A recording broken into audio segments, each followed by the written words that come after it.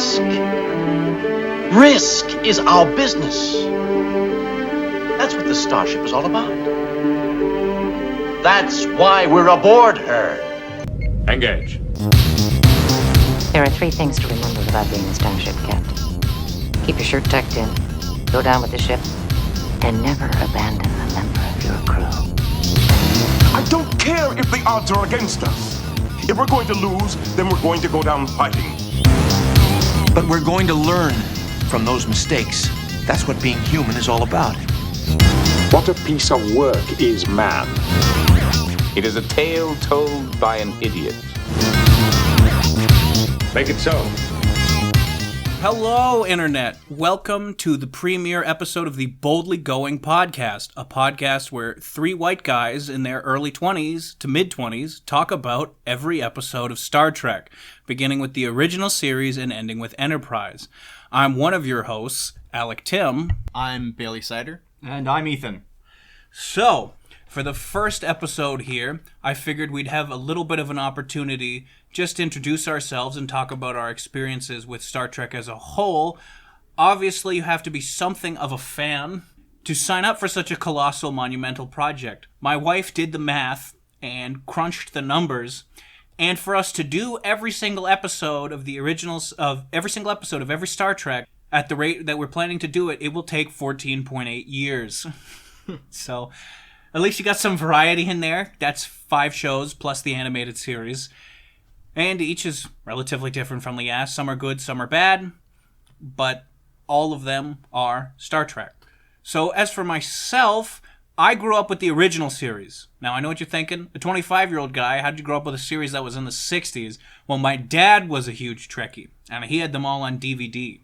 So I wasn't even aware that there were other Star Treks because my dad didn't care for any of them until I was like 17 years old, having seen every episode of the original series at least twice, including the bad ones, and then some of them many, many more times, personal favorites that I'll definitely spill my guts on when we get to that, and we learn about which ones are favorites of mine. I've already sort of have a top 10 list in my head.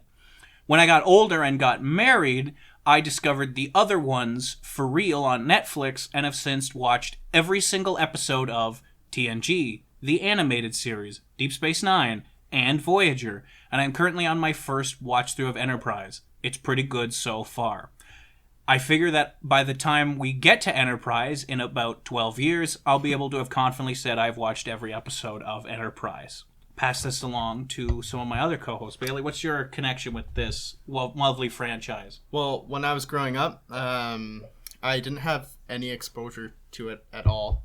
My mom was a very big Star Wars fan, and she did not like Star Trek. My dad did not like Star Trek because his dad liked Star Trek. Teen angst. So, I guess out of some sort of rebellion, when I got out of the house now in my 20s, I decided to start watching Next Gen. I enjoyed it, and then Alec and Ethan kind of talked to me and asked me to do this, and I said, sure. So you're going in pretty much blind to most of this. Yes, and I'm excited. Excellent. So, I am what you consider to be a geek with a lot of breadth, but not an incredible amount of depth in any particular genre. That means I've touched most of the classics in any given sphere of entertainment, which has meant that I've had to dip my toes into Star Trek along the way.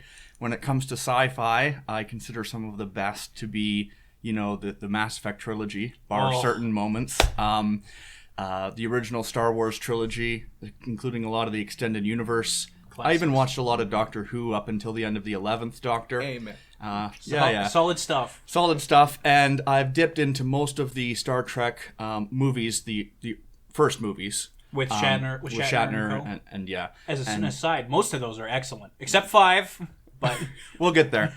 But I did love its premise. I've seen a few episodes of The Next Generation. My friend Chris is actually a much bigger Star Trek nut than I was, and he brought me into the series and was the one who actually pushed me a little over the edge to join this, because he said that if there was going to be a time for me to jump in, this would be it.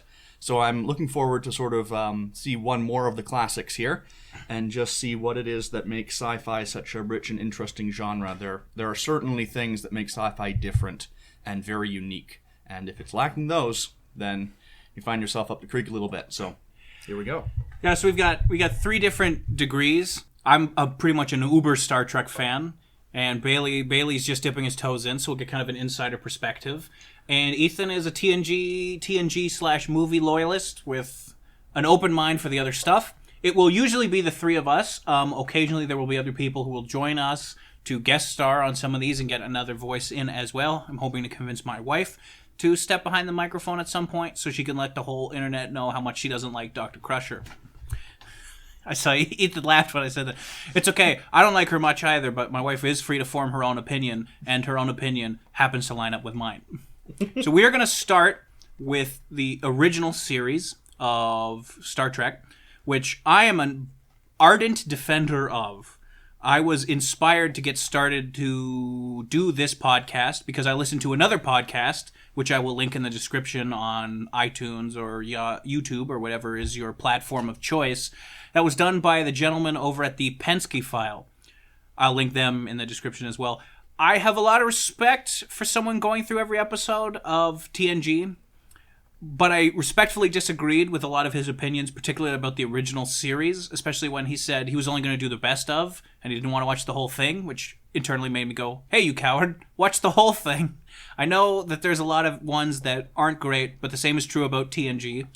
I think a remarkably high number of episodes of the original series have held up over the years, and I think it's got a lot to offer even today. And I was curious, since neither of you have ever seen an episode of the original series. Now, at the time of recording this, we have all rewatched the pilot, and we will get into that in the episode following. But you're still relatively unknown. Ethan, you've had some contact with Shatner and Nimoy and DeForest Kelley in the films, but Bailey, you haven't even seen those. I'm just curious what your thoughts are about the original series, what you kind of expect to get out of it, and we'll see in about a year and a half when we're done season 1, how those opinions have been matched by what we actually got. Well, going into it, I guess I knew that it was going to be old school props and sets and all that, and I was really excited for it because I'm a big fan of Doctor Who, especially prior to its reboot. So well, you'll do fine then. Yeah. And I really appreciate like just the craft that goes into earlier shows. So I'm excited. I'm really excited. Do you have thoughts before you've even seen it about like Shatner as an actor and Kirk as a character? As an aside, I think society doesn't understand Kirk as a character. Yeah. I think their misconception of Kirk is wrong. And I think people think Shatner is way worse than he is. I think he's actually excellent in the early seasons. I don't have a lot of interaction with Shatner in general. Just from his You never repertoire. seen a Priceline Hotel commercial? Save yourself some money. No, yeah, I don't have any real qualms with him, but I also don't really care for a lot of the stuff that I've kind of seen him in contemporary stuff. So That makes sense. Shatner's cadence of speaking aside, I think that there's a lot to be look forward to when it comes to season 1 and just the first series in general. One of the things that always has stood out to me, even from a sort of broader perspective, is that there seems to be a lot more personality in the individual members of Kirk's crew at first glance. That's not to put down any of the other crews. I'm sure I'll come to love them all as we go along. But just from the outside looking in and seeing, okay, what does each person bring to the table? I find that if I just reach into the shallowest part of my memory, the personalities of Kirk's crew come to mind more easily and more clearly.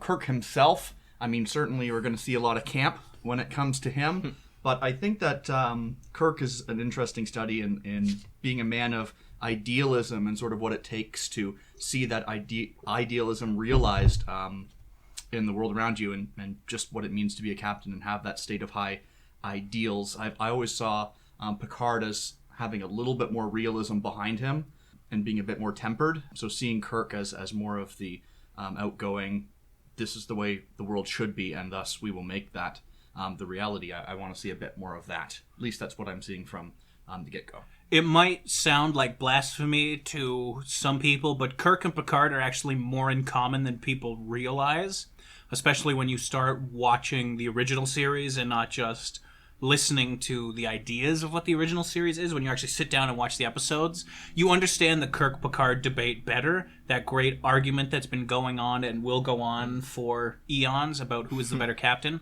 And, well, I'm a self-proclaimed believer in the fact that I think Picard is a better captain.